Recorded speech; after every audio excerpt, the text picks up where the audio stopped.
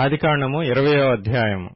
అక్కడ నుండి అబ్రాహాము దక్షిణ దేశమునకు తరలిపోయి కాదేషుకును షూరుకును మధ్య ప్రదేశములో నివసించి గెరారులో కొన్నాళ్లు ఉండెను. అప్పుడు అబ్రాహాము తన భార్య అయిన శారాను గూర్చి ఈమె నా చెల్లెలని చెప్పెను.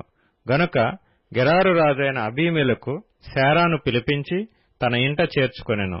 అయినను రాత్రివేళ దేవుడు స్వప్నమందు అబీమెలెకు నొద్దకు వచ్చి, నీవు నీ ఇంట చేర్చుకొనిన స్త్రీ ఒక పురుషునికి భార్య కనుక ఆమె నిమిత్తము నీవు చచ్చినవాడవు సుమా అని చెప్పెను. అయితే అబీమెలెకు ఆమెతో పోలేదు గనుక అతడు, ప్రభువా, ఇట్టి నీతిగల జనమును హతము చేయుదువా? ఈమె నా చెల్లెలని అతడు నాతో చెప్పలేదా? మరియు ఆమె కూడా అతడు నా అన్న అనెను. నేను చేతులతో ఏ దోషము చేయక యథార్థ హృదయంతో ఈ పని చేసితినెను. అందుకు దేవుడు, అవును, యథార్థ హృదయముతో దీని చేసితివని నేనెరుగుదును. మరియు నీవు నాకు విరోధముగా పాపము చేయకుండా నేను నిన్ను అడ్డగించితిని. అందుకే నేను నిన్ను ఆమెను ముట్టనీయలేదు. కాబట్టి ఆ మనుషుని భార్యను తిరిగి అతనికి అప్పగించుము. అతడు ప్రవక్త, అతడు నీ కొరకు ప్రార్థన చేయును, నీవు బ్రతుకుదువు. నీవు ఆమెను అతనికి అప్పగించని యెడల నీవును నీ వారందరును నిశ్చయముగా చచ్చెదరని తెలుసుకొనుమని స్వప్నమందు అతనితో చెప్పెను. తెల్లవారినప్పుడు అబీమెలెకు లేచి తన సేవకులందరినీ పిలిపించి ఈ సంగతులన్నీయు వారికి వినిపించినప్పుడు ఆ మనుష్యులు మిగుల భయపడిరి. అబీమెలెకు అబ్రాహామును పిలిపించి, నీవు మాకు చేసిన పని ఏమిటి? నీవు నా మీదికిని నా రాజ్యం మీదికిని మహాపాతకము తెప్పించున్నట్లు నేను నీ ఎడల చేసిన పాపమేమిటి? చేయరాని కార్యములు నాకు చేసితివని అతనితో చెప్పెను.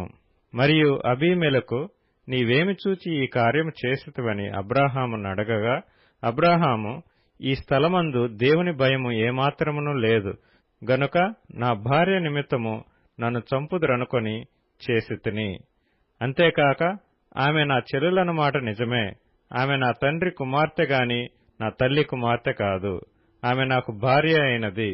దేవుడు నన్ను నా తండ్రి ఇల్లు విడిచి దేశాంతరం పోవునట్లు చేసినప్పుడు నేను ఆమెను చూచి, మనము పోవు ప్రతి స్థలమందు ఇతడు నా సహోదరుడని నన్ను గూర్చి చెప్పుము.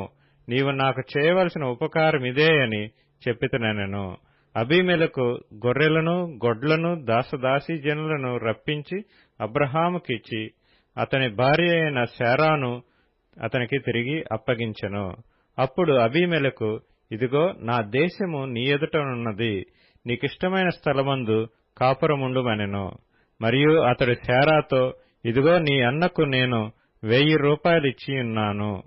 ఇది నీ యొద్దనున్న వారందరి దృష్టికి ప్రాయశ్చిత్తముగా నుండుటకై ఇది నీ పక్షముగా ఇచ్చియున్నాను. ఈ విషయమంతటిలో నీకు న్యాయము తీరిపోయినదనెను.